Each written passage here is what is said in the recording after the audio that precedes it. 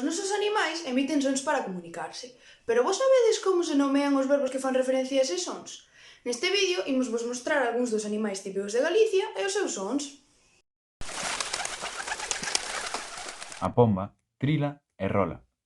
Rolar tamén pode significar dar voltas arredor de algo ou alguén, pero nese caso é mellor usar arrolar.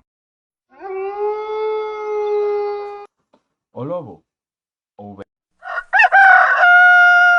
o galo canta. E aínda que diga canción, a galiña non chora, xa que a galiña cacarexa, cascarexa, carlea e choca.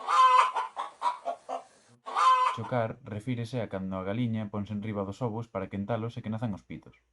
Moitas veces úsase de forma errónea incubar. Este sería un castelanismo mal usado.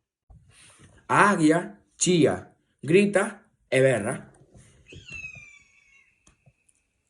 O burro hornea. O cervo brama.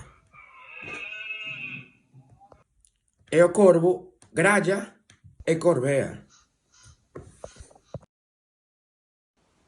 A abella, que zumba, zoa e zuna. E o porco bravo, que gruñe e roña. Exactamente igual que o porco. E o cabalo, que non relincha, senón que rincha.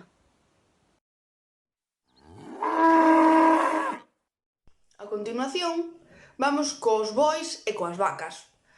Estes brúan, abracan, aturran, berran, berregan, bradan, múan. A verdade é que é curioso a cantidade de nomes que hai para referirse a un único son.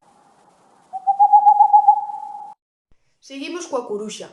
Este animal pía e a turuxa. Estamos coa ra e co sapo. Estes dous animais grallan. O año, a ovella e a cabra vean, berran e mean.